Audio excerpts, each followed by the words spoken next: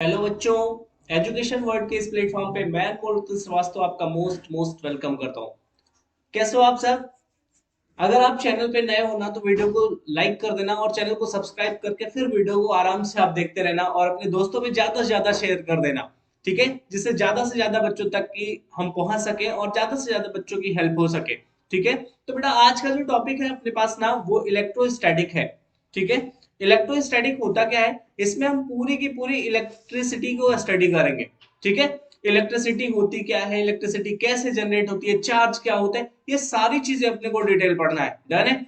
और साथ ही साथ पढ़ना है कि किस तरीके से एक चार्ज के चारों तरफ उसकी इलेक्ट्रिक फील्ड होती है, किसी भी इलेक्ट्रिक फील्ड में कोई अदर चार्ज आता है तो उससे फोर्स कैसे लगता है, पोटेंशियल क्या होता है, किसी भी डाइपोल क्या होता है, डाइपोल की वजह से पोटेंशियल क्या होगा, ये सारी चीजें हमें स्टडी करनी है। ठीक है, तो आज का जो क्लास है ना बहुत ही मजेदार होने वाला है। आप जल्दी से वीडियो को लाइक कर दो और चैनल को सब्सक्राइब करके वीडियो को शेयर कर दो। तो स्टार्ट करते हैं आज की हम क्लास इलेक्ट्रोस्टैटिक्स में। सबसे पहला जो टॉपिक अपने पास आता है ना बेटा, सबसे पहला जो टॉपिक आता है वो आता है चार्ज। पहला टॉपिक अपने पास क्या आता है बेटा?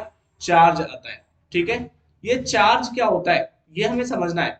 जो चार्ज है ना, ये चार्ज क्या होता है? तो चार्ज आपको पता है कि दो टाइप के होते हैं, पॉजिटिव चार्ज और नेगेटिव चार्ज। पॉजिटिव चार्ज और नेगेटिव चार्ज। पॉजिटिव चार्ज को आप प्रोटॉन बोलते हो और नेगेटिव चार्ज को आप इलेक्ट्रॉन बोलते हो। एक प्रोटॉन और एक इलेक्ट्रॉन जब आपस में मिलते हैं तो उनके मिलने से क्या होता है? न्यूट्रलाइजेशन होता है, दोनों न्यूट्रल हो जाते हैं। ठीक है, ये बेसिक सा कॉन्सेप्ट है। सेम चार्ज एक दूसरे को क्या करते हैं? रिपल करते हैं, जबकि अपोजिट चार्ज एक दूसरे को अट्रैक्ट करते हैं। ये आप लोगों ने बहुत लोअर क्लास में ही पढ़ रखा था। अब ध्यान से देखना बेटा, ये जो चार्ज है ना, ये चार्ज अपने चारों तरफ एक इलेक्ट्रिक फील्ड बनाते हैं और अपने से इलेक्ट्रिक फील्ड लाइंस को इमिट करते हैं। पॉजिटिव चार्ज जो होते हैं वो इलेक्ट्रिक फील्ड लाइंस को आउटवर्ड डायरेक्शन में इमिट करते हैं और नेगेटिव चार्ज जो होते हैं वो इलेक्ट्रिक फील्ड लाइंस को एब्जॉर्ब करते हैं, कैच करते हैं। ठीक है, तो अगर हम बात करें इलेक्ट्रिक फील्ड लाइंस की ना, इनसे हम डायरेक्टली बात करेंगे इलेक्ट्रिक फील्ड लाइंस की। ठीक है, तो इस पॉजिटिव चार्ज की वजह से जो इलेक्ट्रिक फील्ड लाइंस होती है ना बेटा, इलेक्ट्रिक फील्ड लाइंस, इस पॉजिटिव चार्ज की वजह से जो इलेक्ट्रिक फील्ड लाइंस होती है ना, ये आउटवर्ड डायरेक्शन में होती है, आउटवर्ड डायरेक्शन में होती है। ठीक है, आउटवर्ड डायरेक्शन में होती है। डन है? और नेगेटिव चार्ज की वजह से जो इलेक्ट्रिक फील्ड लाइंस होती है बेटा, इलेक्ट्रिक फील्ड लाइंस होती है ना, ये इनवर्ड डायरेक्शन में होती है। किधर होती है? इनवर्ड डायरेक्शन में होती है, अंदर की तरफ होती है। ठीक है, और ये इलेक्ट्रिक फील्ड लाइंस जो होती है ना, ये इलेक्ट्रिक फील्ड लाइंस ये एक दूसरे को कभी भी इंटरसेक्ट नहीं करती हैं। Never intersect, never intersect, intersect to each other. ठीक है, टू ईच अदर। ठीक है बेटा, ये इलेक्ट्रिक फील्ड लाइंस कभी भी एक दूसरे को इंटरसेक्ट नहीं करती हैं। और इलेक्ट्रिक फील्ड लाइंस का जो रेंज होता है ना, इनका जो रेंज होता है, ये रेंज कितना होता है? इनफाइनाइट होता है। ये अगर चार्ज से निकली तो इनफाइनाइट रेंज तक जाती हैं। ठीक है, अब इसके बारे में अगर हम बात करें, ये कर्व शेप भी बनाती है लेकिन एक दूसरे को इंटरसेक्ट नहीं करेंगे। इलेक्ट्रिक फील्ड लाइंस की और प्रॉपर्टी की अगर हम बात करें ना, ठीक है बेटा, इलेक्ट्रिक फील्ड लाइंस की और प्रॉपर्टी की अगर हम बात करें तो ये कर्व शेप भी बनाती है। ठीक है, ये फील्ड लाइंस कर्व शेप में भी होती है, कर्व शेप में भी होती है। ठीक है, कर्व शेप में भी होती है। ठीक है, तो ये हमारे पास इलेक्ट्रिक चार्ज को लेकर कुछ बेसिक सी चीजें थी जिसमें इलेक्ट्रिक फील्ड लाइंस के बारे में बात किया गया और इलेक्ट्रिक फील्ड के बारे में बात किया गया। आपको पता है इलेक्ट्रिक चार्जेस के बीच में जो फोर्स लगता है ना, फोर्स बिटवीन इलेक्ट्रिक चार्ज, ठीक है, फोर्स बिटवीन इलेक्ट्रिक चार्ज, ठीक है, इलेक्ट्रिक चार्ज, इलेक्ट्रिक चार्ज के बीच में जो फोर्स लग रहा है ना, इस फोर्स को एक्सप्लेन किसने किया? कूलॉम ने एक्सप्लेन किया। ठीक है बेटा, किसने एक्सप्लेन किया था? कूलॉम ने एक्सप्लेन किया था। ठीक है, कूलॉम ने इलेक्ट्रिक चार्जेस के बीच में फोर्स को एक्सप्लेन किया और इन्होंने कहा कि दो चार्जेस के बीच में जो फोर्स लग रहा है, दोनों चार्ज के प्रोडक्ट के डायरेक्टली प्रोपोर्शनल और साथ ही साथ इनके बीच का जो डिस्टेंस है उसके स्क्वायर के इनवर्सली प्रोपोर्शनल होता है। तो इनको जब हमने इकट्ठा मर्ज किया तो हमारे पास क्या मिल गया? F equals to 1/4 pi epsilon nought Q1 Q2 upon R square. ये 1/4 पाई एप्सिलॉन नॉट क्या बेटा? ये प्रोपोर्शनलिटी कांस्टेंट होता है जिसकी वैल्यू फिक्स होती है और इसकी वैल्यू होती है कितना? 9 × 10⁹ अब यहां से आपसे क्वेश्चन ये भी पूछा जाता है बेटा कि एप्सिलॉन नॉट, ये एप्सिलॉन नॉट से भी क्वेश्चन पूछा जाता है, ये होता है परमिटिविटी क्या होता है? परमिटिविटी ऑफ फ्री स्पेस होता है। क्या होता है बेटा? परमिटिविटी ऑफ फ्री स्पेस होता है। ठीक है। डन है। अब इस एप्सिलॉन नॉट की यूनिट की अगर हम बात करें, ठीक है, इस एप्सिलॉन नॉट की यूनिट क्या हो जाएगी? तो एप्सिलॉन नॉट इक्वल टू क्या हो जाएगा? Coulomb square upon newton metre square. इसके हिसाब से आप इसका डायमेंशन भी निकाल सकते हो। तो डायमेंशन इसका क्या हो जाएगा? कूलॉम का क्या होता है? 80 है ना, का पावर 2 अपॉन न्यूटन का क्या हो जाएगा? mlt माइनस 2, और मीटर का क्या हो जाएगा बेटा? L2 हो जाएगा। डन है। तो यहां से आप इसको सिंप्लीफाई करोगे, m की पावर कितनी हो जाएगी? -1, और यहाँ l की पावर 3 हो जाएगा, ऊपर जाएगा तो l की पावर -3, और t की पावर कितना हो जाएगा बेटा? -2 है, ऊपर जाएगा +2 हो जाएगा, t की पावर 4, a की पावर कितना हो जाएगा? 2 हो जाएगा। डन है। तो ये हो गया इसका डायमेंशन यहाँ पे। अब इसके बाद हम बात करेंगे ना कि कूलॉम फोर्स, दो चार्जेस के बीच में अट्रैक्शन या रिपल्शन का फोर्स होता है। तो कूलॉम फोर्स और न्यूटोनियन फोर्स के बीच में क्या रिलेशन होता है? ठीक है बेटा। नेक्स्ट टॉपिक अपने पास आता है क्या? रिलेशन बिटवीन इलेक्ट्रोस्टैटिक फोर्स, इसको हम बोलते हैं क्या? Electrostatic force. Relation between electrostatic force, है ना, एंड कौन सा? ग्रेविटेशनल फोर्स, है ना, gravitational force. Force between electron and proton. ठीक है बेटा। इलेक्ट्रॉन और प्रोटॉन के बीच में इलेक्ट्रोस्टैटिक फोर्स और ग्रेविटेशनल फोर्स के बीच में क्या रिलेशन हो जाएगा? ये क्वेश्चन पूछा जा चुका है, कई बार पूछा जा चुका है। तो ध्यान से देखो, अगर हम एक इलेक्ट्रॉन है, सपोज यहाँ पे हमारे पास क्या बेटा? एक इलेक्ट्रॉन है, और यहाँ पे क्या है? एक प्रोटॉन है। ठीक है। यहाँ पे क्या है अपने पास? प्रोटॉन है। इलेक्ट्रॉन और प्रोटॉन के बीच का डिस्टेंस हमने ले रखा कितना है? r है। आपको पता है कि इलेक्ट्रॉन पे जो चार्ज होता है वो कितना होता है? -1.6 इंटू 10⁻⁻19 कूलम। और एक प्रोटॉन पे जो चार्ज होता है कितना होता है? +1.6 इंटू 10⁻⁻19 कूलम। ठीक है। दोनों पे चार्ज इक्वल होते हैं, लेकिन मास इनके अलग होते हैं। मास ऑफ इलेक्ट्रॉन जो होता है ना, वो कितना होता है? 9.1 इंटू 10⁻31। और मास ऑफ प्रोटॉन कितना होता है बेटा? 1 mass of proton equals to 1.6 into 10⁻27 KG के बराबर होता है। ठीक है। और ये भी क्या होता है? केजी होता है। अब इनके बीच में हमें इलेक्ट्रोस्टैटिक फोर्स और ग्रेविटेशनल फोर्स के बीच में रिलेशन निकालना है। तो हम निकाल सकते हैं आराम से। कैसे? जो हमारे पास F ग्रेविटेशनल फोर्स हो जाएगा ना, वो क्या हो जाएगा? G M E into M P upon R square.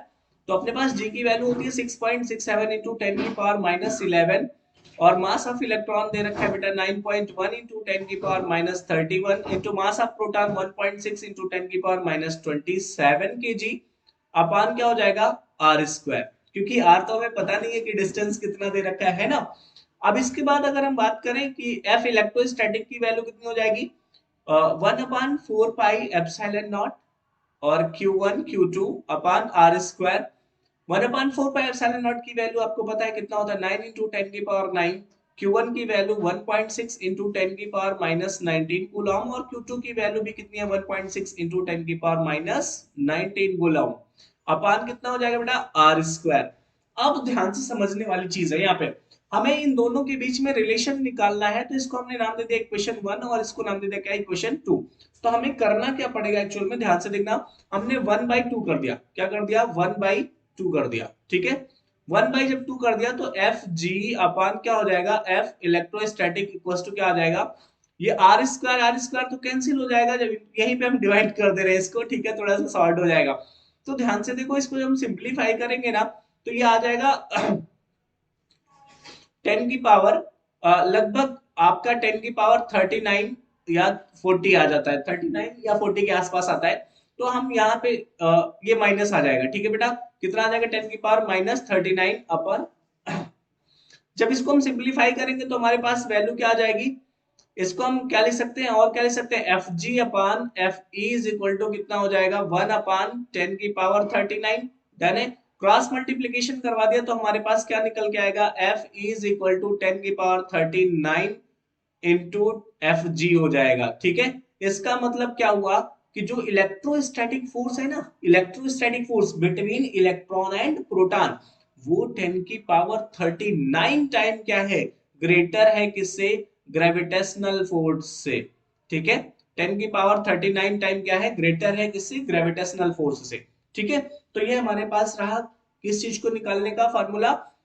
Electrostatic और ग्रेविटेशनल फोर्स के बीच में रिलेशन निकालने का। अब इसके बाद अगर हम आगे बात करें तो हमारे पास इलेक्ट्रिक फील्ड को लेकर के कॉन्सेप्ट आता है, जिसमें हम बात करेंगे इलेक्ट्रिक फील्ड क्या होता है। ठीक है बेटा,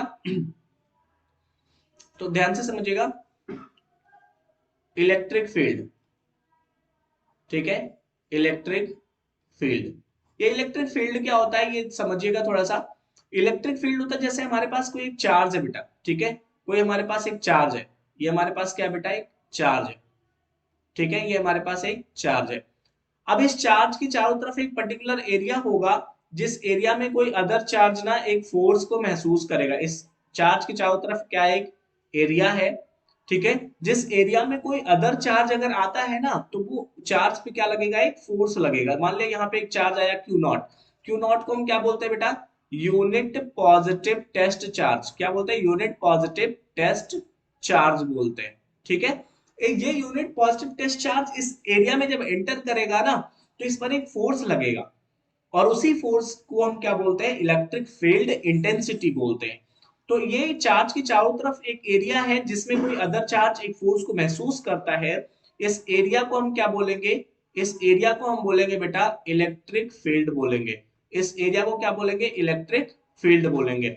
लेकिन इस एरिया में ना जो फोर्स लगेगा, इस एरिया में जो फोर्स लगेगा ना उस फोर्स को क्या बोलेंगे, electric field electric field intensity बोलते हैं, ठीक है बेटा, इंटेंसिटी बोलते हैं। समझ में आया? तो मान लिया इस एरिया के अंदर कोई एक यूनिट चार्ज आया क्यू नॉट, जिस पर फोर्स लग रहा है, तो हमारे पास अब मान लिया ये कितनी दूरी पर है एक दूसरे से, स्मॉल आर दूरी पर है, तो इनके बीच में फोर्स कितना हो जाएगा, एफ इक्वल टू हो जाएगा क्या, 1/4 पाई एप्सिलॉन नॉट क्यू, ये मान लिया टोटल चार्ज कितना है, क्यू है, इनटू क्या हो जाएगा, Q nought upon R square. Done है। तो इलेक्ट्रिक फील्ड इंटेंसिटी क्या हो जाएगी बेटा, ये समझिएगा थोड़ा सा। Electric field, electric field intensity, electric field intensity की वैल्यू क्या हो जाएगी, इलेक्ट्रिक फील्ड इंटेंसिटी की वैल्यू हो जाती है E is equal to F upon Q nought. उस यूनिट चार्ज पर कितना फोर्स लगा है ना, यही हमारा क्या होता है, इलेक्ट्रिक फील्ड इंटेंसिटी हो जाती है। तो फोर्स की वैल्यू हमने रखा बेटा कितना हो जाएगा, 1/4 pi epsilon not Q into Q nought upon R square whole upon क्या हो जाएगा, क्यू नॉट। तो क्यू नॉट से क्यू नॉट क्या हो जाएगा, कैंसिल, इज इक्वल टू अपने पास क्या आ जाएगा, 1/4 पाई एप्सिलॉन नॉट क्यू अपान क्या हो जाएगा, आर स्क्वायर। ये रहा हमारा इलेक्ट्रिक फील्ड का फार्मूला, इलेक्ट्रिक फील्ड इंटेंसिटी का फार्मूला हो गया, ठीक है। अब इसके बाद अगर हम बात करें ना इलेक्ट्रिक फील्ड के बाद, तो हमारे पास कॉन्सेप्ट आता है किसका, डाइपोल का आता है। क्या आता है बेटा, डाइपोल आता है, और डाइपोल के बारे में हम बात करेंगे, इलेक्ट्रिक डाइपोल क्या होता है, ठीक है, इलेक्ट्रिक डाइपोल क्या होता है, ठीक है। तो इलेक्ट्रिक डाइपोल जो होता है ना बेटा, इलेक्ट्रिक डाइपोल एक अरेंजमेंट है, क्या है, अपने पास एक सिस्टम है किसका, दो चार्ज का सिस्टम होता है, ठीक है। तो इलेक्ट्रिक डाइपोल क्या होता है, electric dipole is, it is the arrangement, electric dipole क्या होता है बेटा, अरेंजमेंट होता है, ठीक है, क्या होता है, अरेंजमेंट होता है, अरेंजमेंट ऑफ टू चार्ज, ठीक है, टू चार्ज का अरेंजमेंट होता है। किस तरीके से, ध्यान से देखिएगा, arrangement of two charge of opposite nature, कैसे नेचर के, अपोजिट नेचर के, ठीक है, अपोजिट नेचर के, ठीक है, but same magnitude, but same magnitude, ठीक है, ये कंडीशन है बेटा, ये इनके पास कंडीशन है, सेम इनका मैग्नीट्यूड होना चाहिए, अपोजिट नेचर होना चाहिए लेकिन इनका मैग्नीट्यूड क्या होना चाहिए, सेम होना चाहिए। तो इनका अरेंजमेंट क्या होता है, इलेक्ट्रिक डाइपोल होता है। जैसे मान लिया हमारे पास एक चार्ज यहाँ पर है प्लस क्यू चार्ज, और एक चार्ज यहाँ पर है हमारे पास माइनस क्यू चार्ज, ठीक है, ये दोनों एक दूसरे से मान लिया 2a डिस्टेंस पे क्या हुए हैं, रखे गए हैं, ठीक है। ये दोनों चार्ज एक दूसरे से कितने डिस्टेंस पे रखे गए हैं, 2a डिस्टेंस पे रखे गए। Suppose this is the o is mid point, तो ये डिस्टेंस कितना हो जाएगा, a हो जाएगा अपने पास, और ये बचा वाला डिस्टेंस कितना हो जाएगा, a हो जाएगा, है ना। तो ये हमारे पास ये जो अरेंजमेंट आपको दिख रहा है ना, ये अरेंजमेंट हमारा क्या कहलाता है, इलेक्ट्रिक डाइपोल कहलाता है, ठीक है। It is a vector quantity, है ना। तो इसके बाद अपने पास आता है क्या, इलेक्ट्रिक डाइपोल मोमेंट आता है। क्या आता है बेटा, इलेक्ट्रिक डाइपोल मोमेंट आता है, ठीक है, इलेक्ट्रिक डाइपोल मोमेंट आता है। अब इलेक्ट्रिक डाइपोल मोमेंट की वैल्यू क्या होती है, P इज इक्वल टू होता है Q इंटू 2a। ठीक है, किसी एक चार्ज की वैल्यू इंटू दोनों चार्ज के बीच का डिस्टेंस, कोई एक चार्ज इंटू दोनों चार्जेस के बीच का डिस्टेंस। ठीक है, तो ये एक वेक्टर क्वांटिटी होती है। इलेक्ट्रिक डाइपोल मोमेंट जो होता है ना, ये एक वेक्टर क्वांटिटी होती है। कौन सी क्वांटिटी होती है बेटा, वेक्टर क्वांटिटी। इसका जो डायरेक्शन होता है ना, वेक्टर अगर है तो इसका डायरेक्शन होगा, डायरेक्शन किधर होगा, negative to positive. Electric dipole moment का डायरेक्शन क्या होता है बेटा, नेगेटिव टू पॉजिटिव की तरफ होता है। ठीक है, इसके अगर हम यूनिट की बात करें तो इसका जो यूनिट होता है ना, इसका नेक्स्ट अपने पास पॉइंट बनेगा क्या, इसकी जो यूनिट होती है ना, यूनिट क्या हो जाएगा, कूलॉम मीटर हो जाता है। इसकी यूनिट क्या हो जाती है, कूलॉम मीटर हो जाता है। सेंटीमीटर ना लिखना, सीएम चीफ मिनिस्टर ना बना देना इसको। इसकी यूनिट क्या होती है, कूलॉम मीटर होती है।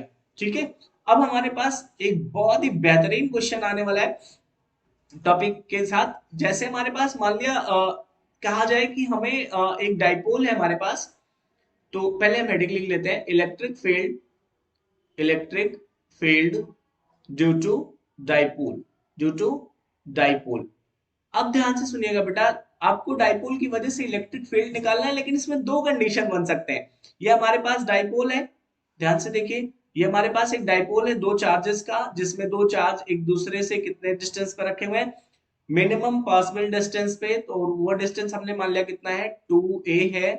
ठीक है, और इनका ये मिड पॉइंट O है, ये डिस्टेंस a हो गया, और ये डिस्टेंस कितना हो गया बेटा, a हो गया। ठीक है, अब इसके मिड पॉइंट से हमने मान लिया कि r डिस्टेंस पर यहाँ पर कोई पॉइंट P है, जहां पर क्या रखा हुआ है, यूनिट पॉजिटिव टेस्ट चार्ज रखा हुआ है r डिस्टेंस पर। ठीक है, तो इस P पॉइंट पर हमें इस डाइपोल की वजह से क्या निकालना है बेटा, इलेक्ट्रिक फील्ड की वैल्यू कैलकुलेट करनी है। तो हम कैसे कैलकुलेट करेंगे, अगर इस कंडीशन में हमें एक्सियल पॉइंट पर दे दिया जाए, क्या दे दिया जाएगा, एक्सियल पॉइंट पर। कौन से पॉइंट पर, एक्सियल पॉइंट पर। डन है, एक्सिस पर है, उसके एक्सिस पर ही पॉइंट अपना क्या हो, लाइज करे। तो ऐसे सिचुएशन को सॉल्व करने के लिए, ऐसे सिचुएशन में इलेक्ट्रिक फील्ड को फाइंड करने के लिए ना, जो इलेक्ट्रिक फील्ड का फार्मूला डेराइव किया गया ना, वो होता है कितना, 1/4πε0 2p/r³।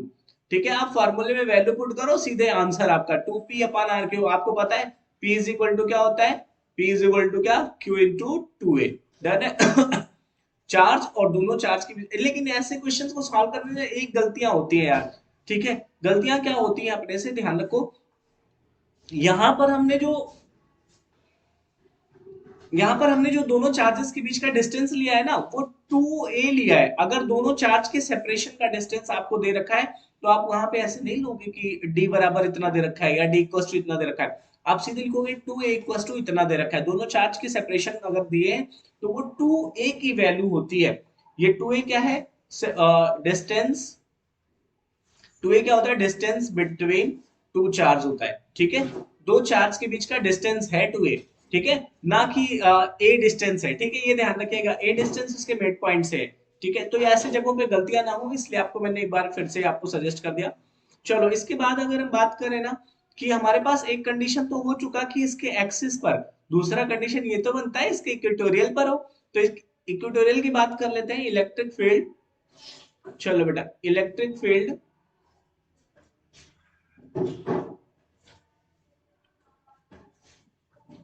Electric field, electric field due to dipole, electric field due to dipole at equatorial point. ठीक है बेटा, इक्वेटोरियल पॉइंट, इक्वेटोरियल पॉइंट पर इलेक्ट्रिक फील्ड की वैल्यू कितनी हो जाएगी, ड्यू टू डाइपोल। तो अपने पास ध्यान से देखो, पहले इसका फिगर समझ लेते हैं एक बार। फिगर समझ लेंगे तो सारी चीजें हमारे लिए थोड़ी सी आसान हो जाएंगी।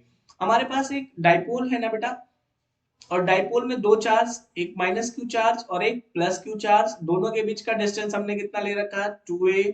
दोनों के बीच का डिस्टेंस कितना है बेटा, 2a है ना। और ये मिड पॉइंट अगर है O, तो ये डिस्टेंस कितना हो जाएगा, a, और ये डिस्टेंस कितना हो जाएगा, a हो जाएगा। ठीक है, यहां से मैंने r डिस्टेंस पर क्या ले लिया, ये एक पॉइंट ले लिया जहां पर हमें क्या निकालना है, ये कितना डिस्टेंस है, r है, ये p पॉइंट है जहां per unit positive test charge रखा हुआ है। ठीक है, तो इस पॉइंट पर हमें क्या निकालना है, इस पॉइंट पर हमें निकालना है क्या, इलेक्ट्रिक फील्ड की वैल्यू। तो यहां से हमने इसको मिला दिया, और यहां से फिर हमने इसको भी मिला दिया। ठीक है, देखो बेटा, यहां से फिर हमने इसको भी मिला दिया, और अब हमारे पास ये डिस्टेंस कितना हो जाएगा, ये हाइपोटेनस है तो कितना हो जाएगा, under root R square plus A square हो जाएगा। ये एंगल हमने थीटा मान लिया, तो ये एंगल भी कितना हो गया, थीटा हो गया। अब ध्यान से देखना, इस प्लस क्यू चार्ज की वजह से यहाँ पर जो इलेक्ट्रिक फील्ड आएगा वो कितना हो जाएगा और किधर की तरफ हो जाएगा, इस प्लस क्यू चार्ज की वजह से यहाँ पे जो इलेक्ट्रिक फील्ड आएगा वो इसको क्या करेगा, रिपल करेगा, धक्का देगा। तो ई प्लस क्यू ये हो जाएगा। इसके दो कंपोनेंट होंगे, एक कंपोनेंट ये और दूसरा कंपोनेंट ये। ठीक है, तो ये क्या, ये एंगल थीटा है तो ये एंगल भी क्या हो जाएगा बेटा, थीटा हो जाएगा, है ना। तो ये क्या हो जाएगा, E plus Q cos theta हो जाएगा, और ये क्या हो जाएगा, इसका vertical component E plus Q sine theta हो जाएगा। अब यहाँ पे हम निगेटिव वाले के बारे में बात करें ना, तो निगेटिव वाले का जो अपने पास है ना, ये निगेटिव वाला इलेक्ट्रिक फील्ड का डायरेक्शन किधर, पॉजिटिव से निगेटिव की तरफ, तो इसका डायरेक्शन किधर आएगा, इधर की तरफ, तो ई माइनस क्यू की वैल्यू इधर की तरफ हो जाएगी। ठीक है, अब ध्यान से समझना, ई माइनस क्यू की वैल्यू जब इधर की तरफ आई ना, तो यहाँ पे इसके दो कंपोनेंट, ये एंगल थीटा, तो ये अल्टरनेट एंगल ये क्या हो जाएगा, थीटा। एक कंपोनेंट इसका इधर की तरफ, ठीक है बेटा, और एक कंपोनेंट सीधा डाउनवर्ड आ जाएगा इसका। ठीक है, तो ये हॉरिजॉन्टल कंपोनेंट क्या हो जाएगा, e minus Q cos theta, और इसका वर्टिकल कंपोनेंट क्या आ जाएगा, e minus Q sine theta. ये e minus Q sine theta और e plus Q sine theta ये दोनों आपस में बराबर है, तो एक दूसरे को क्या कर देंगे, कैंसिल आउट कर देंगे, है ना।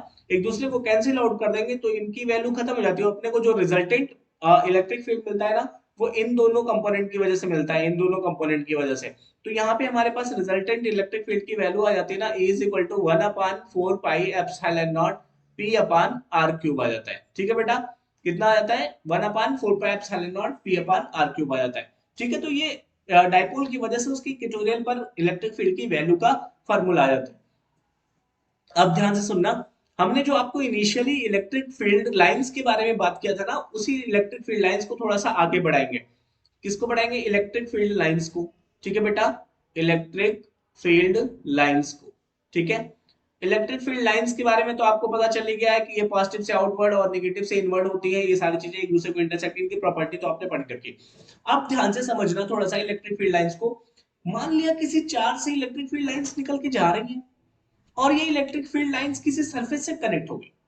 ठीक है, जैसे यहाँ पे हम आपको वाई फिगर समझा रहे हैं, बहुत सारी इलेक्ट्रिक फील्ड लाइंस ना यहाँ से निकल करके जा रही हैं। ठीक है, और आगे ना एक द ग्रेट खली आगे खड़ा हो गया। कौन खड़ा हो गया, द ग्रेट खली, कह रहा नहीं तुम्हें नहीं जाना है ना। द ग्रेट, अरे द ग्रेट खली आगे आगे खड़ा हो गया, बोला नहीं सिमरन तुम ऐसे नहीं जा सकती, है ना। ये इसने आकर के क्या कर दिया, यहाँ पे इसको रोक दिया, सरफेस बना दिया। ठीक है, ये क्या अपन पास सरफेस है, लेकिन कंडीशन कैसा होना चाहिए, सरफेस कैसा होना चाहिए, क्लोज्ड होना चाहिए। ठीक है, एक सरफेस लिया और वो कैसा है, क्लोज्ड है। तो जितनी नंबर ऑफ फील्ड लाइंस इस सरफेस से कनेक्ट होंगी ना, जितनी नंबर ऑफ फील्ड लाइंस इस सरफेस से कनेक्ट होंगी, देखो ये बहुत सारी फील्ड लाइन जा रही है, लेकिन जितनी नंबर ऑफ फील्ड लाइंस इस सरफेस से कनेक्ट होंगी, वो सारी की सारी फील्ड लाइंस क्या कहलाएंगी, इलेक्ट्रिक फ्लक्स कहलाएंगी। देखो जैसे ये वाली फ्लक्स है, एन करके जा रही है, ये भी जा रही है, ये भी जा रही है, ये भी जा रही है ना, ये भी, और ये भी जा रही है। ये सारी की सारी फील्ड लाइंस क्या कहलाएंगी, इलेक्ट्रिक फ्लक्स कहलाएंगी। तो ये सारी की सारी फील्ड लाइंस क्या कहलाएंगी बेटा, इलेक्ट्रिक फ्लक्स कहलाएंगे। इनको क्या बोलेंगे हम, इलेक्ट्रिक फ्लक्स बोलेंगे। ठीक है, ये सारी की सारी फील्ड लाइंस को हम इलेक्ट्रिक फ्लक्स बोलेंगे। अब ध्यान से समझना, जब ये इलेक्ट्रिक फ्लक्स है ना, तो इलेक्ट्रिक फ्लक्स की वैल्यू कितनी होगी, है ना। इलेक्ट्रिक फ्लक्स की वैल्यू कितनी होगी, तो इलेक्ट्रिक फ्लक्स जो है ना, इलेक्ट्रिक फ्लक्स, ये इलेक्ट्रिक फ्लक्स को इन्होंने फाई ई से रिप्रेजेंट किया, और फाई ई की वैल्यू बताया कि ई डॉट डी ए के बराबर होता है। क्या होता है, इलेक्ट्रिक फ्लक्स की value E dot D A के बराबर होता है। ये एक स्केलर क्वांटिटी होती है, इलेक्ट्रिक फ्लक्स कौन सी क्वांटिटी है, स्केलर क्वांटिटी है। ठीक है, समझ में आया। इसकी यूनिट क्या होती है बेटा, newton metre square upon coulomb होता है। ठीक है, तो अब इसके बारे में बात करें तो इसके डॉट को हटाएंगे तो फाई की वैल्यू हमारे पास क्या हो जाएगा, ईडीए cos थीटा हो जाएगा। इसकी वैल्यू कितनी हो जाएगी, फाई इज इक्वल टू कितना हो जाएगा, ईडीए cos थीटा हो जाएगा। अब ध्यान से सुनना आगे की चीजें, जब यहां से हमारे पास फाई की वैल्यू निकल आई ना, तो एक साइंटिस्ट की एंट्री हो गई। किसकी एंट्री हो गई, गॉस की एंट्री हो गई। ठीक है, तो अगला अपने पास क्या आता है, गॉस थ्योरम आता है। ठीक है बेटा, अगला अपने पास क्या आता है, गॉस थ्योरम आता है। Gauss theorem, Gauss theorem. ठीक है, गॉस थ्योरम की एंट्री होती है और गॉस आकर के कहते हैं यार फ्लक्स निकालने के लिए ये क्या बताया जा रहा है, इलेक्ट्रिक फील्ड निकालो, एरिया निकालो, फिर एंगल निकालो, इतनी सारी चीजें मुझे नहीं करनी है। गॉस थ्योरम को फाइंड करने के लिए, गॉस थ्योरम ने कहा इलेक्ट्रिक फ्लक्स को फाइंड करने के लिए ना सिंपल सा फार्मूला लगाओ, आंसर ले लो। तो इन्होंने क्या एक्सप्लेन किया था, गॉस थ्योरम ने क्या एक्सप्लेन किया था बेटा, इन्होंने एक्सप्लेन किया था किसकी वैल्यू को, इलेक्ट्रिक फ्लक्स की वैल्यू को एक्सप्लेन किया था। इलेक्ट्रिक फ्लक्स की वैल्यू को एक्सप्लेन किया था और इन्होंने कहा था कि जो हम क्लोज्ड सरफेस ले रहे हैं ना, इन्होंने और क्या कहा, इन्होंने कहा कि जो आप क्लोज्ड सरफेस ले रहे हो ना, क्लोज्ड सरफेस ले रहे हो, इस क्लोज सरफेस को एक स्पेशली नाम दे दो। क्या, कौन सा नाम दे दो, इस क्लोज सरफेस को इन्होंने क्या नेम दिया, इन्होंने नेम दिया क्या, क्लोज्ड गॉसियन सरफेस। क्या नाम दिया, closed Gaussian surface.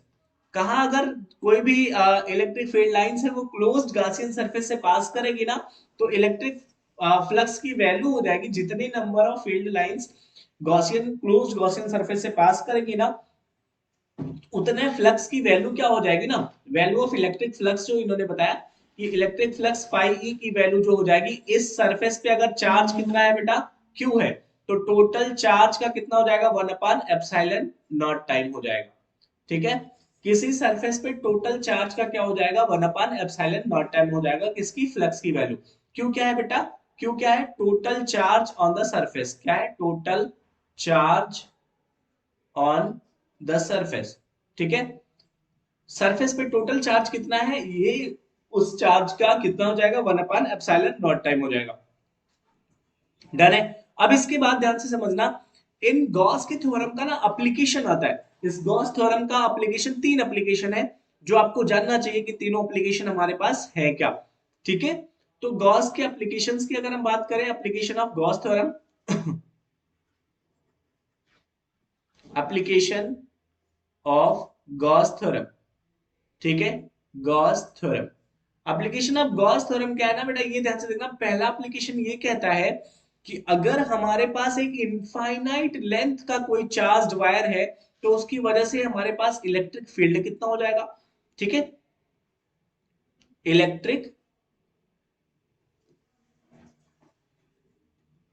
Field due to infinite length of charged wire. ठीक है बेटा, infinite length of charged wire, infinite length के चार्ज्ड वायर की वजह से इलेक्ट्रिक फील्ड की वैल्यू कितनी हो जाएगी, ये अपने को बताना है। तो इसके लिए इन्होंने क्या क्या, एक वायर लिया जिस पर चार्ज का डिस्ट्रीब्यूशन था। क्या था बेटा, चार्ज का डिस्ट्रीब्यूशन था। अब इनको अप्लाई करने के लिए सबसे पहला तो हमारे पास जरूरत जो पड़ती है ना, कि क्लोज्ड गॉसियन सरफेस लेना पड़ेगा। क्या लेना पड़ेगा, क्लोज्ड गॉसियन सरफेस। तो यहां पर इन्होंने क्लोज्ड गॉसियन सरफेस कुछ इस तरीके से बनाया। ठीक है बेटा, क्लोज्ड गॉसियन सरफेस कुछ इस तरीके से इन्होंने बना लिया। अब ये क्लोज्ड गॉसियन सरफेस जब इन्होंने बनाया तो देखा कि इस क्लोज्ड गॉसियन सरफेस से कितना टोटल फ्लक्स लिंक हो रही है, उस भी आप पे इन्होंने इसकी वैल्यू डिफाइन कर दी। ठीक है, तो इस इलेक्ट्रिक फील्ड की वैल्यू कितनी आई थी, E इज इक्वल टू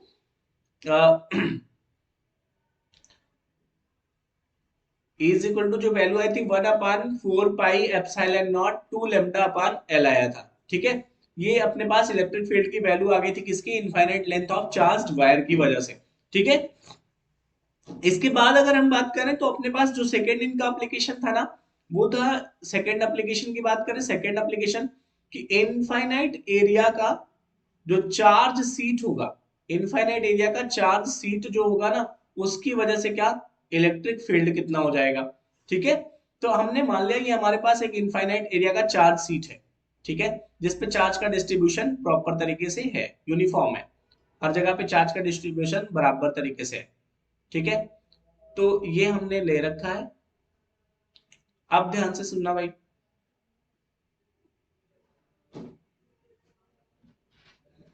यहाँ पे हमें फिर Gaussian surface, closed Gaussian surface, तो यहाँ पे हमने क्लोज्ड गॉसियन सरफेस कुछ इस तरीके से ले लिया। ठीक है बेटा, क्लोज्ड गॉसियन सरफेस कुछ इस तरीके से ले लिया और यहाँ पे अब हमारे पास सारी चीजें डन हो चुकी हैं।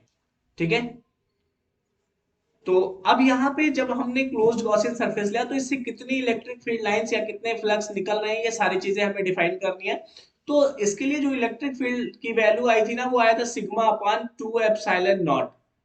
आपके मन में थोड़ा सा एक डाउट बन रहा होगा कि सर ये लेमडा कहाँ से लिखे जा रहा है, वेवलेंथ है क्या, लेमडा वेवलेंथ है क्या, या सिग्मा कहाँ से आ गया, ये सारी चीजें सरफेस चार्ज डेंसिटी। ठीक है, तो जो लेमडा है ना बेटा, वो लेमडा और सिग्मा इन दोनों के, ये तो आपको पता चल गया ना, इसकी वजह से इलेक्ट्रिक फील्ड कितना होगा, sigma point two epsilon not. अब थोड़ा सा हम लेमडा और सिग्मा के बारे में बात कर लेते हैं, तो ध्यान से सुनिएगा। जो लेमडा होता है ना, वो होता है linear charge density, linear charge density होती है।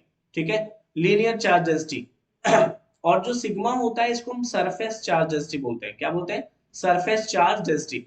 लीनियर चार्ज डेंसिटी की वैल्यू होती है क्यू अपान एल, और सरफेस चार्ज डेंसिटी की वैल्यू होती है क्यू अपान ए। पर यूनिट एरिया में कितना चार्ज है उसको बोलते हैं surface charge density. Per unit length में कितना चार्ज है इसको क्या बोलते हैं, लीनियर चार्ज डेंसिटी। ठीक है, तो ऐसे ही हमारे पास आता है क्या, ये सिग्मा हो गया, ये लेमडा हो गया, ऐसे ही आता है एक डेल्टा। ठीक है, डेल्टा ले लिया, जिसको हम बोलेंगे क्या, volume charge density. Volume charge density, इसका मतलब क्या हो जाएगा, क्यू अपान वी। पर यूनिट वॉल्यूम में कितना चार्ज है इसको हम क्या बोलेंगे, सर वॉल्यूम चार्ज डेंसिटी। ठीक है, तो ये अलग अलग है, बस इनको आपको ये समझना है कि लीनियर चार्ज डेंसिटी का मतलब पर यूनिट लेंथ में कितने चार्ज प्रेजेंट है, और सरफेस चार्ज डेंसिटी का मतलब पर यूनिट एरिया में कितने चार्ज प्रेजेंट है। ठीक है, ये इनका सेकंड एप्लीकेशन हो गया। थर्ड एप्लीकेशन जो आता है ना गॉस थ्योरम का, third application, third application, third application. ठीक है बेटा, थर्ड एप्लीकेशन ये ध्यान से सुनना। थर्ड एप्लीकेशन जो इनका आता है, इस पे आपको बातें करनी है। जैसे अपने पास एक स्फेयर है, ठीक है, ये स्फेयर है जिसका रेडियस कितना है, स्मॉल आर है। ठीक है बेटा, इसका रेडियस कितना है, स्मॉल आर है। अब हमें इसके लिए तीन कंडीशन पे बातें करनी है। पहला, तो इस स्फेयर के बाहर कोई पॉइंट पर, यहाँ पे सपोज पी पॉइंट है। दूसरा, इस स्फेयर के सरफेस पर पी पॉइंट है। तीसरा, इस स्फेयर के अंदर पी पॉइंट है। तीनों कंडीशन पे बात करनी है। तो पहला कंडीशन हमने लिया, पहला कंडीशन, P इज आउटसाइड। ठीक है बेटा, P इज आउटसाइड। P कहां पे है, आउटसाइड पे है। तो ये डिस्टेंस हमने यहां से ले लिया, कितना है, R है, कैपिटल R है। अब यहाँ पे हमने क्लोज्ड गॉसियन सरफेस खींचा, तो क्लोज्ड गॉसियन सरफेस भी हमारा क्या बन के आएगा, एक स्फेयर बन के आएगा। ठीक है बेटा, क्या बन के आएगा, एक स्फेयर बन के आएगा। तो इस चार्ज की वजह से इस पी पॉइंट पर इलेक्ट्रिक फील्ड की वैल्यू क्या हो जाएगी। तो ध्यान से सुनना बेटा, जब भी किसी स्फेयर को, हॉलो स्फेयर को आप चार्ज देते हो ना, जब भी आप किसी हॉलो स्फीयर को चार्ज देते हो ना, तो सारा का सारा चार्ज उसके सरफेस पे चला जाता है। कहां चला जाता है, सरफेस पे चला जाता है। जो भी चार्ज इसको देते जाओगे, सारे के सारे चार्ज क्या होते हैं, गुस्सा होकर के इसके सरफेस पे भाग आते हैं। कहते हैं नहीं, मुझे अंदर नहीं रुकना है, मैं बाहर जा रहा हूं। ठीक है, तो सारे के सारे चार्ज क्या होते हैं, गुस्सा होकर के इसके सरफेस पे चले जाते हैं। ठीक है, अब सारे के सारे चार्ज जब सरफेस पे आ जाएगा, अंदर कोई चार्ज ही नहीं बचेगा। अंदर चार्ज नहीं, तो अंदर इलेक्ट्रिक फील्ड क्या, जीरो। अंदर इलेक्ट्रिक फील्ड क्या, जीरो। जाने, लेकिन बाहर तो इलेक्ट्रिक फील्ड होगा ना। तो बाहर इलेक्ट्रिक फील्ड कितना होगा, ये हमें डिफाइन करना है। तो पहले हमारे हमने ले लिया, पी कहाँ है, आउटसाइड है, स्फीयर के कहाँ है, आउटसाइड है। तो उस कंडीशन पे इलेक्ट्रिक फील्ड कितना हो जाएगा, 1/4 pi epsilon not Q upon capital R square. Done है। और जब सरफेस पे आ जाएगा ना, दूसरा condition, second condition, P at surface. ठीक है, P एट सरफेस। और जब P सरफेस पे आ जाएगा तो इलेक्ट्रिक फील्ड की वैल्यू कितनी आ जाएगी, 1/4 pi epsilon not Q upon small R square. क्योंकि सरफेस पे आएगा तो रेडियस कितना हो जाएगा बेटा, स्मॉल आर हो जाएगा। लेकिन अंदर आ गया तो तीसरा कंडीशन क्या है, थर्ड कंडीशन क्या है, थर्ड कंडीशन है P इज इनसाइड। कहां है बेटा, P इज इनसाइड है। और जब P इज इनसाइड हो जाएगा ना, देयर इज नो चार्ज। क्या, देयर इज नो चार्ज। सारे के सारे चार्ज गुस्सा होके कहां चले गए, सरफेस पे चले गए। तो यहाँ पे इलेक्ट्रिक फील्ड की वैल्यू क्या हो जाएगी, जीरो। कोई चार्ज नहीं तो इलेक्ट्रिक फील्ड कहां से, क्योंकि चार्ज की वजह से क्या होता है, इलेक्ट्रिक फील्ड होता है। तो ये रहा आपका पहला चैप्टर का टोटली रिवीजन, जिसमें आपको electrostatic charge and electric force आपने पढ़ा, electric charge and electric force पढ़ा, और इलेक्ट्रिक फील्ड भी पढ़ा, गॉस थ्योरम भी पढ़ा, और इलेक्ट्रिक फ्लक्स को भी स्टडी किया, डाइपोल को भी स्टडी किया। तो नेक्स्ट क्लास में हम लोग बच्चे ना, इससे रिलेटेड जो क्वेश्चंस है ना, उनको सॉल्व करेंगे। आज की क्लास के लिए बस इतना ही रखते हैं। आप लोग चैनल को सब्सक्राइब कर लो, वीडियो को लाइक करके ज्यादा से ज्यादा शेयर कर दो। और आपका जो सीबीटी का टेस्ट है उसका जो लिंक है ना वो डिस्क्रिप्शन में मेंशन है, आप वहां से जाकर के अपनी सीबीटी का टेस्ट दे सकते हो। Thank you.